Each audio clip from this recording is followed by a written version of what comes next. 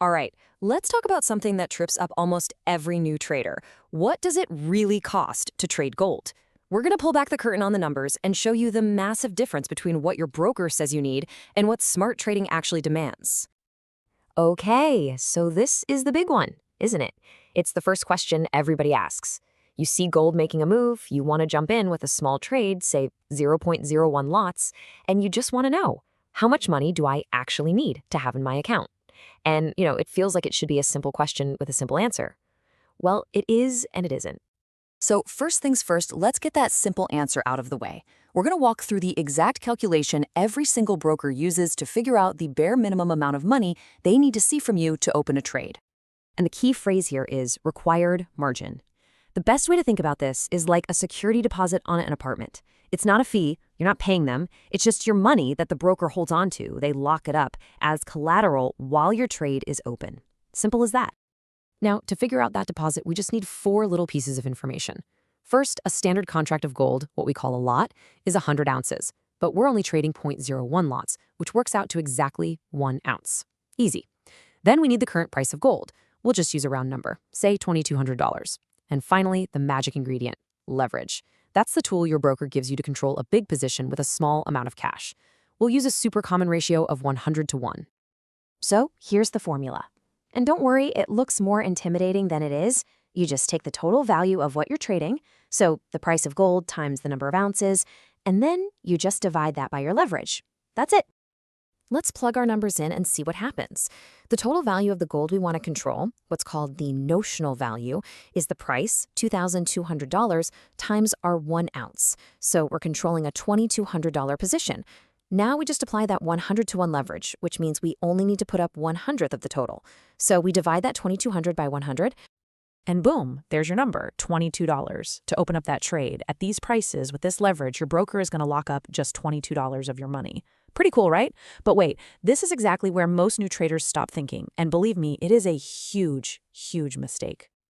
So that was the simple part. That was the broker's question. But that's just step 1. Now we have to ask the strategist's question. This is where we shift gears from just the basic mechanics of trading to actual smart risk management. And this right here is the absolute crux of it all. Just because your broker only requires $22, does that mean it's the right amount of your capital to have in play? The answer, if you want to survive in this game, is a hard no. Not even close. This really highlights a massive shift in mindset. You've got required margin, which is what the broker demands from you. It's just a simple calculation based on their rules. But what the pros focus on is something totally different. Let's call it effective margin. This isn't a demand, it's a strategic decision that you make, and it's based entirely on your personal risk plan. So how do we make that strategic decision? Well, we follow what is probably the single most important rule in all of trading. I call it the 1% golden rule. This is how the professionals approach the market. This is it. This single piece of advice is the absolute foundation of a long and successful trading career. You have to forget about how much you can make on a trade. The very first question you ask, every single time, has to be, how much am I willing to lose if I'm wrong?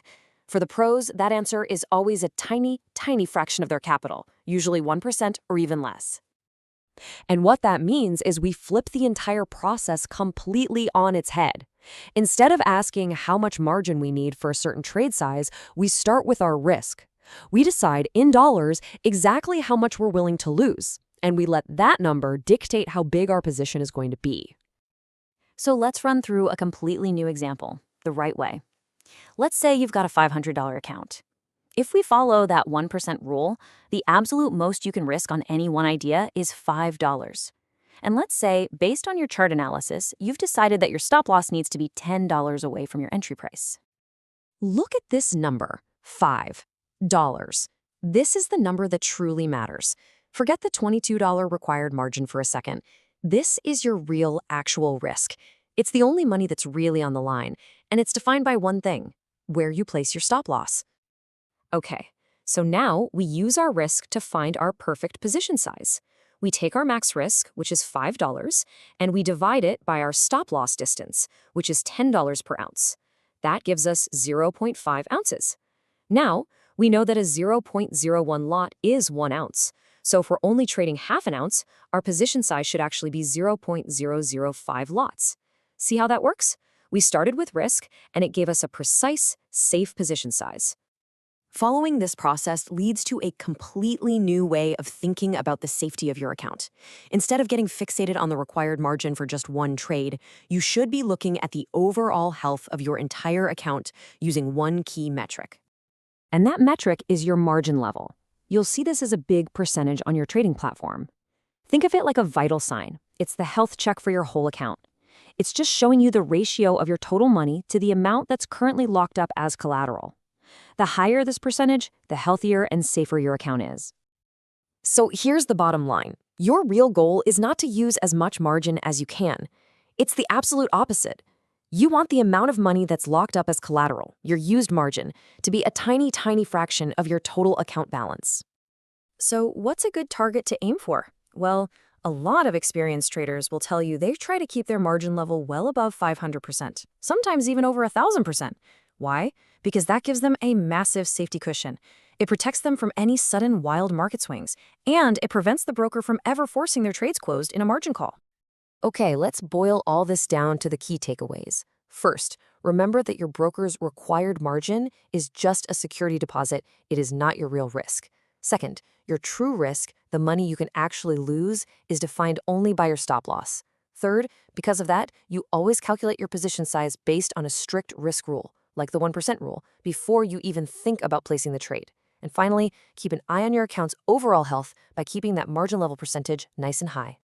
So at the end of the day, the question you have to ask yourself every single time you trade is this: are you in control, proactively managing your risk according to your plan? Or are you just letting the broker's minimum requirements manage you? The answer to that question will define your entire trading journey. Thanks for joining me for this one.